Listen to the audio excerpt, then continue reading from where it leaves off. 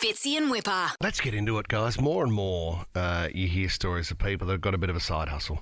You know, and with technology these days, it's very easier. It's easier than it's ever been before to create a bit of a side hustle. Maybe you like doing a bit of YouTube. Maybe you're selling yourself on Instagram. Maybe you've got an OnlyFans page. But that's not your main job. You can always generate a little bit of coin on the side with a side hustle. Yes. One woman, she's an accountant, and she's created a bit of a name for herself. She's only 27 years old, and she's just released her 5th romantic novel as a side hustle. Wow. Is she an accountant in the novel? No. That's not a role. Right. That's not a kinky role that she's playing. Because I was going to say the old, how did she work it out? Oh, yeah. With a pencil. No, that's not in the book. That's the constipated accountant. Yeah. Sorry. And that's definitely not erotic fiction. I think that's more sort of just basic humour, I think, which is not one of her novels. She doesn't have a gag book like Koshy, so that's not in there. I am picturing, though, a sexy accountant, though, with glasses. Sure. Why have you got your eyes shut? Their hair up, Sarah. She's always biting her bottom lip. Yeah. You know, that's a great look. Look at her. She's restacking the paper in tray 3 of the photocopier when Darren notices her across the room. I wouldn't mind you negative gearing yourself over here. That's really good. She leans over, picks up a calculator, pretends to type something, turns around and shows Darren she's written boobs into the calculator. Boobies. Or boobless, I think you can do as well. That's also in the gag book, which is not what she's done. It's calculator, not calculator. I've never got that right. Can't use it, can't say it. She mispronounces the word calculator. She caresses the calculator. What the hell is that? What is this book? Decides to release an album on the balcony. And he's completely confused, but turned on by her speech impediment. All right, anyway, so she's had so much success that her side hustle has become her main hustle. Her parents, on finding out that she's been writing erotic novels, have disowned her. That filth! You can't release that to the public and take your name off it. She has said, this is what I've always wanted to do. She's always wanted to be a writer. Her parents even pulled her out of a writing club and said, you will not be a writer when she was at school. You need to be something good like an accountant. Well, see, you know, I've got a great story. A good mate of ours, Limo. You know Limo? Oh, Limo, yeah. Limo was originally an accountant and, you know, studied economics. Said it was the most boring thing ever, but that was the only thing I was good at was with numbers. And as his side hustle was comedy. He went on Red Faces. Did he really? He went on Hey Hey at Saturday and said, I'm going to have a bit of a go at it. Got a few laughs and said, I really like this as a side hustle. Gave up being an accountant and became a full-time comedian. How good is that? Is he glad he did it, Fitz? Oh, without a doubt. He's still working now. He's still on radio in Adelaide and doing really well, sir. And still doing comedy after, I reckon, Limo's been doing comedy for 25 years. Wow. Right. And you're right, he can still do a spreadsheet, says, he'll do your tax return on the side. 132410, though, love to know what the side hustle is. I mean, if you're a tradie and you're listening right now, sure you've got something on the go. What is going on behind the scenes? Fitzy and Whipper. All right, have a look at the calls coming through, guys. We want to know what your side hustle is. Everybody's making a bit of coin on the side. This one girl, she's an accountant, but on the side, she's written 5 erotic novels. How good is that? Reese in Arcadia, what's your side hustle, Reese? During the day, I'm a sprinkler fitter apprentice, and then in the afternoons, I clean shoes, and on weekends. What are you so clean? Like, are you cleaning like Yeezys and really good trainers? Yeah, TNs, anything Nike, Adidas, ASIC, pretty much anything really. So, Reese, that's a big business now. You hear a lot of stories of people that are starting up, you know, this great trade of people send their shoes to you, Reese, do they, and you polish them up brand new? Yeah, so I've been doing it for 3 years, and back then it was really quiet.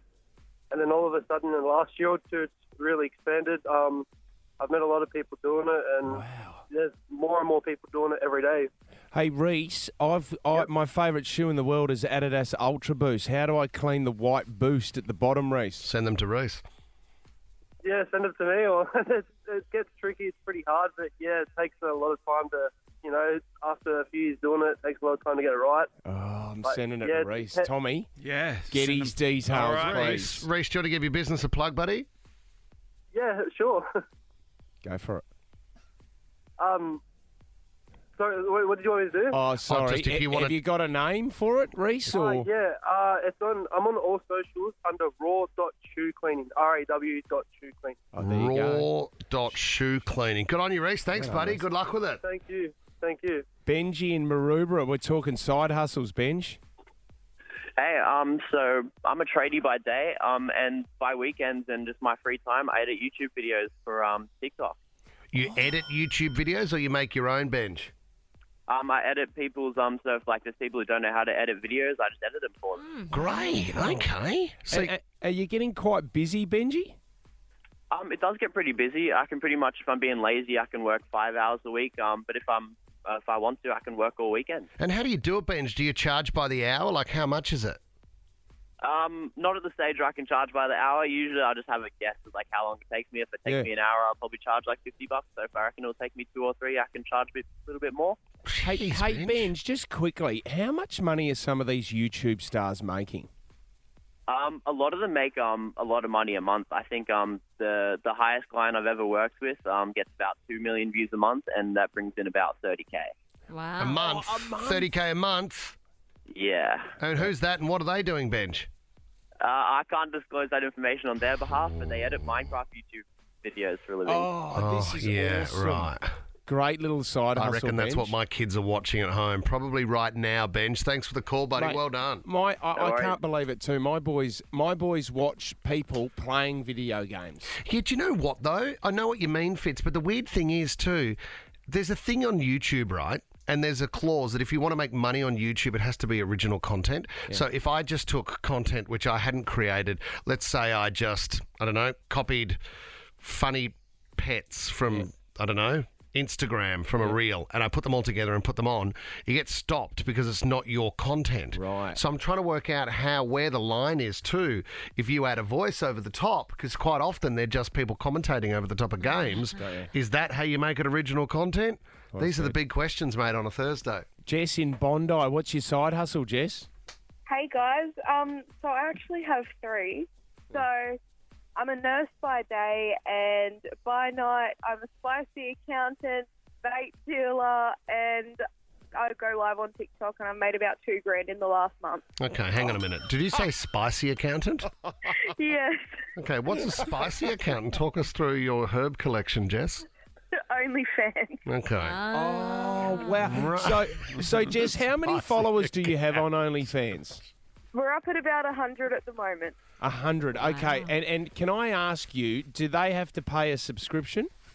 Yes, How much do they pay? $20 a month. Wow. Okay.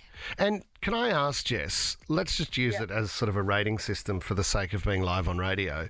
If 10 is sort of fairly graphic, where are you on the scale of things? About a 9. Wow. Jess, the other thing I want to... Okay, this is your choice. You get to do that. Well, the thing I want to ask you is, do you get... The people that follow you, if you don't put up a 9 every time, do they get a little bit angry? Good question. No, I sort of like I alternated a bit. So like I'll sort of keep my main feed like pretty normal, but in the inboxes is where it's really, really, really spicy. Careful with your wording, yeah. Jess, so does anybody know so you're a nurse in the day, is that right? Is that what you said? Does anybody know that you've got the OnlyFans account at work? Only my boss. She's very supportive of it. And one of the other girls I work with, that's it. Okay, So, so are you worried that anyone else will find out, Jess? Not really, because I make sure I don't keep my face in it. Yes. The only thing that can really identify me is like my tattoos. But the one that's in most of my photos you don't see every day because it's on my bum. So right. Okay, so if someone dacks you at the Christmas party, So you're a constipated accountant, are you? What was that? Sorry. going back to that, worked it out with a pencil. Fitzy and Whipper. We just had Jess who said she's a nurse by day and she's also on OnlyFans making a bit of coin at night, putting together a few videos. Sorry, Matt de Groot, we do not know what her handle is or her page. We don't have a link. asked. She's getting $2,000 a month. She's got 100 followers, $20 a month. It's not. I mean, it's a good little, and that will grow, obviously. Yeah. You got to work at your art. You got to be better at it. You got to do more. You've got to really master that craft of just being yourself. Do you know what I'm really good at as a side hustle? Mm-hmm. Throwing to callers. Billy in Elwood, what's your side hustle, mate? Hey, morning, guys. Hey, Bill. I don't have OnlyFans, but I'm a paramedic by day, and then by night I'm a DJ. Awesome. Mate, Billy, you know what? I've got to give it to you because DJing is long hours and it's late, and I dare say you would have long days at work. Are you absolutely rooted by the end of the day? I feel like I've been tired for like the last 5 years. Yeah, right. Billy, it would help, though. I mean, I was watching Ambulance on Channel 10 last night, and, you know, when you need to give CPR, you got to get the beat right, don't you, when you're giving the chest compressions? So you would know that beat, mate. I teach first aid as well, and I tell them as well, don't be singing the songs if you're actually doing CPR with someone. Why not?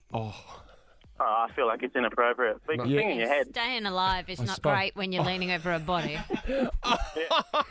Sarah! I've always thought it's weird that medicals sing that one. What? Can I talk to Billy again, Leno? Hey, Billy, besides Staying Alive, which is the standard one you go for to keep that rate, what is it? Is there another song they use? What's by Queen?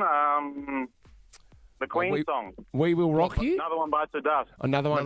You can't use that either. Yeah. Another one bites the dust. Oh, awesome. Thanks, Billy. We lost another one. Even Sorry, Billy guys. realises that's wrong. Michael in Maroubra, what's your side hustle, Mick? How are you, lad? Yeah, all right, Mick. Hang on there, mate. I'm a civil engineer by day, and I play video games professionally at night. Okay. Is this Twitch? Is it Twitch? No, I stream on Twitch, but I play a couple other video games that have private comps. Each one's worth about $1,000. What are you playing, Michael? Mainly Dota and Counter-Strike. So, Michael, people pay money to watch you play the game? Not so much watch. I compete against other teams for money that we split between my team and their team. And what do you got to do in the game? Depends. Kill people most of the time or just take over bases, depending on which game we're playing. Michael, what's the longest you've gone playing a video game for? I think I did a 21-hour stint a couple of weeks ago. And how much did you... Were you making money then, Mick? Yeah, I paid for my missus' birthday present that weekend. How much did you win, mate?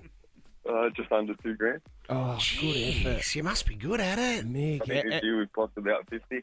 are you an energy drink man, Michael?